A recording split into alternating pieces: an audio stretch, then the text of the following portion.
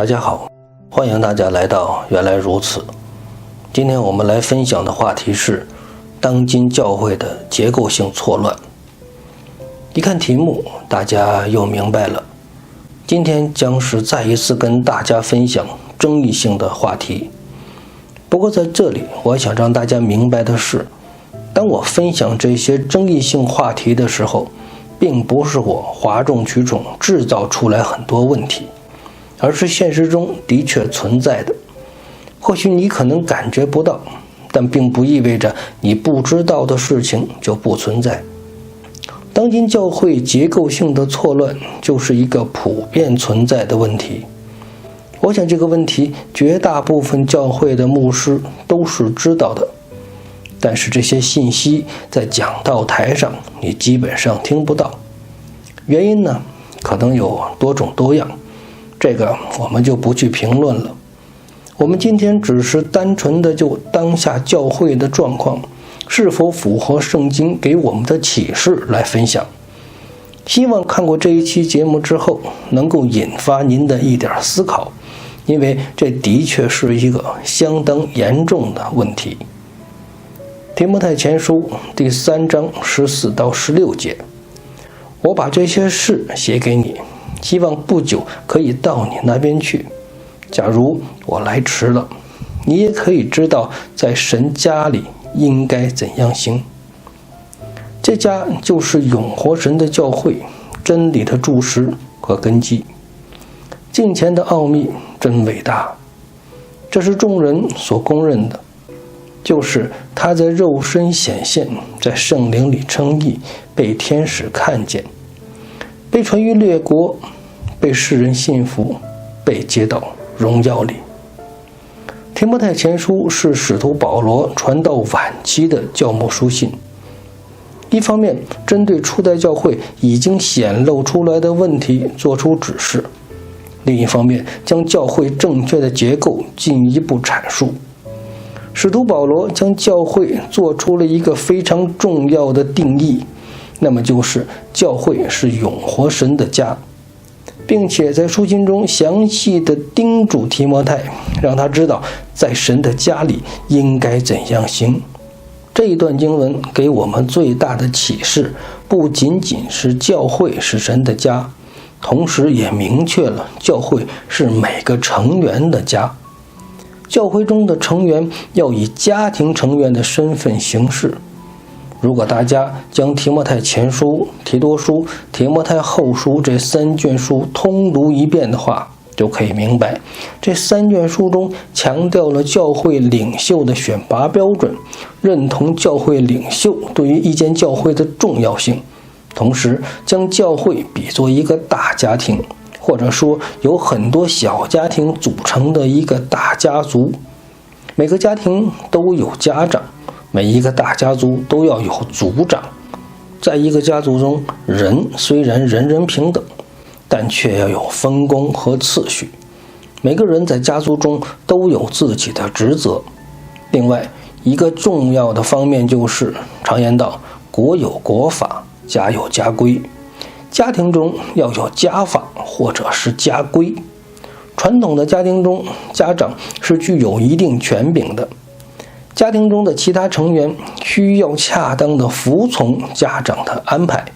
在更大的家族中，家长作为一个家庭的代表，要履行在家族中承担任务和职责。教会的领袖应当具有适当的集权，这样才能有效地管理教会，同时在更大范围内的地区代表教会履行职责。就此，神通过教会来完成其伟大的计划。以弗所书第3章第8到第10节，我本来比众圣徒中最小的还小，神还赐给我这恩赐，要我把基督那测不透的丰富传给外族人，并且使众人明白那奥秘的救世计划是什么。为了要使天上执政的和掌权的，现在借着教会都可以知道神各样的智慧。神通过使徒保罗将福音的奥秘传给我们外邦人，并且揭示出了一个让我们更加意想不到的事情，那就是那天上执政和掌权的都要通过教会明白神的教导。所谓天上执政的和掌权的，就是指我们肉眼所看不到的灵界，那里有正义的天使，也有邪恶的魔鬼。大家可不要以为这是有多么稀奇。英国著名牧师斯布真曾经说，你们归信者啊，不要无知，不懂神的话，不要忽视神在你灵魂里的运行。天使渴望考察这些事，你是否考察过天使？所以说，教会不是你所看到的周日礼拜、唱歌跳舞那么简单。教会在神的计划中是最为核心的重要角色。然而今天我们当下的教会却从结构上出现了重大的错乱。从罗马天主教开始，政教合一的诟病就给教会带来了极大的伤害。宗教改革以后，新教迅速的扩张，导致了教会无序的发展。今天的教会再也看不到初代教会的身影，取而代之是机构式和商业式的模式结构。所谓机构式，便是将众多教会联合成一个组织，可以采用总会制，也可以采用联会制。最底层的组织便是众教会，然后逐级向上形成各级组织机构。教会每个主日礼拜都会收取会员的奉献，而众教会也需要定期向上一级组织缴纳一定的会费。如果是运营比较好的机构，会成立学校、神学院、基金会、宣教机构等二级组织。如果运营一般般的机构，算了，这一段就略过吧，以下省略1万字。可以说，目前大部分教会都选择加入这些所谓的机构。这些机构或是有深厚的背景，或是有较大的影响。总之，加入机构可以使得一间教会瞬间就有了一个正式的身份，而这种身份并不是上帝发放的。这一类的机构虽然体量的大小不同，但相同的是都要承担一批庞大的全职服侍的同工的费用。很多优秀的同工牧师都在机构里面任职，并没有进入底层的教会服侍。这一类的话题我在节目《好牧师都去哪儿了》有分享，有兴趣的朋友可以查阅观看。而另一类教会模式就更加夸张了，这就是商业式的结构模式。当然，部分商业式的教会同时也有机构式的形态，而当下很多商业结构的教会都寻求独立教会的模式，因为没有复杂的监管，更有利于商业运作。教会牧师成为了一种品牌，强大的线上以及线下推广，精心打造的优质包装，短期内可以带来丰厚的收益，然后再推广，再包装，形成一个滚动的良性循环。毕竟，相对于很多行业的商业化运作来说，教会不需要有形的产品，不需要知识产权的认证，不需要研发核心技术，所以开辟教会的确是成本非常低的。这也使得不管是在发达国家还是发展中国家，甚至贫困国家，教会都有可能是一门稳赚不赔的生意。好了，话说到这里也就差不多了，再说下去又变成吐槽了。这不是本频道的宗旨，本频道虽然揭露问题，但目的并不是为了揭露问题而揭露问题。我们需要寻找的是圣经中的真理到底是怎么样的。我们在前文中已经提到了，教会的结构应该是一种家庭结构，也只有按照家族的运作模式，教会才是一个有意义的群体。因为家族在人类社会中有一点是机构和商业模式无法替代的。